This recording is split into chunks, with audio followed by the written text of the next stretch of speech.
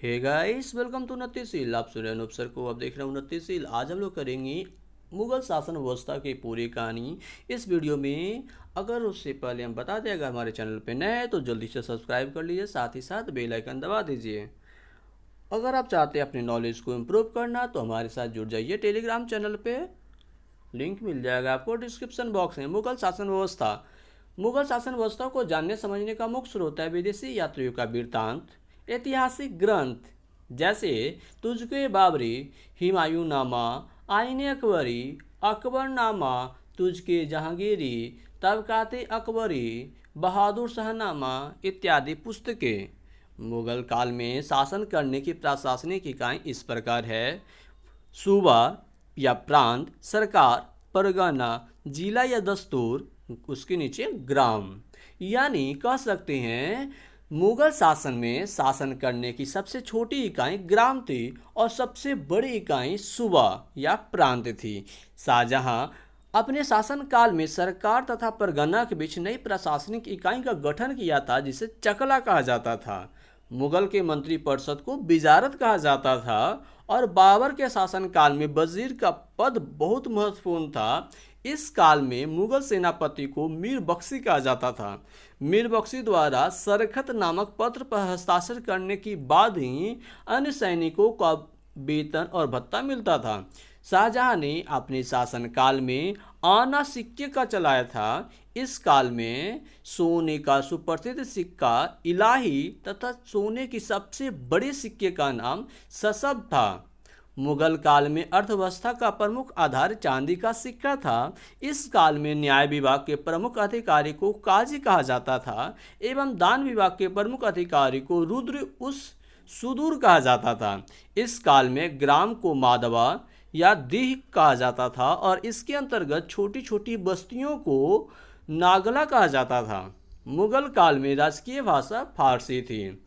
अकबर ने अपने शासनकाल में मनसबदारी प्रथा को लागू किया जिसे उन्होंने मंगोलिया से अपनाया था। अकबर के शासनकाल में भू राजस्व निर्धारित करने की नई पद्धति राय को अपनाया था जिसे शेर शाह ने अपने शासनकाल में इससे पहले अपना चुका था। मुगल काल में ली जाने वाली भूमि के अनुसार संपूर्ण भूमि को तीन भागों में बांटा गया था। यानी देखो, खालसा भूमि, यह भूमि राजा को सीधे नियंत्रण में रहती थी। जागीर भूमि, मुगल काल में कर्मचारियों को वेतन के बदले दी जाने वाली भूमि को जागीर भूमि कहते थे। और लास्ट सरयुगल भूमि या मदद ए मास कहा जाता था, जिसे राजा द्वारा दान दी जाने वाली भूमि को इनाम भूमि या सरयुगल या मिल्क भूमि कहा जाता था। यह लगान रहित होता था। खालसा भूमि तथा जागीर भूमि लगान मुक्त थी। अकबर के शासनकाल में टोडरमल ने भू राजस्व निर्धारित किया था जिसके अनुसार मुगल काल की संपूर्ण भूमि को चार भागों में बांटा गया था।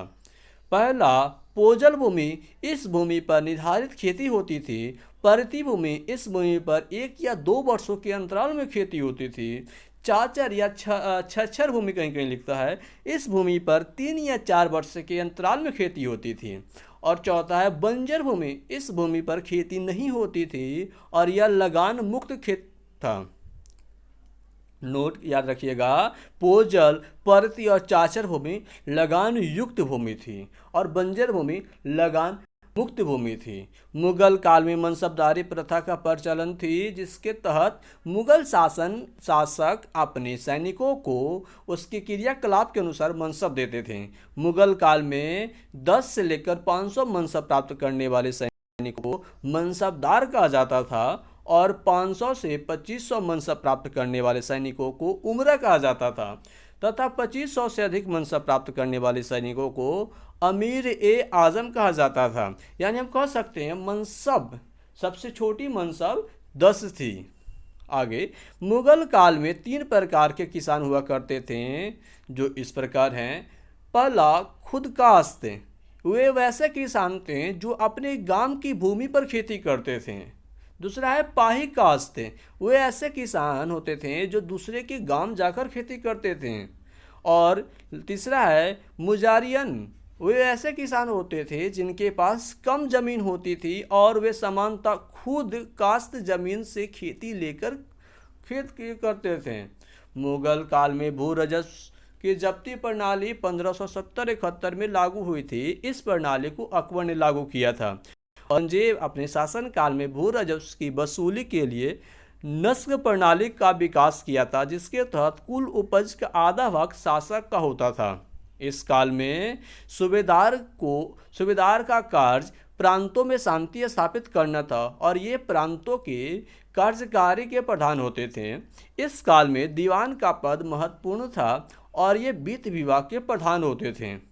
अमीर या अमील गुजार जिसे जिले का भू राजस्व विभाग का प्रधान होता था और फौजदार इस काल में जिले का फौजी अधिकारी होता था। 1887 ईस्वी में भूमि माप के लिए इलाही गज का प्रयोग आरंभ किया गया।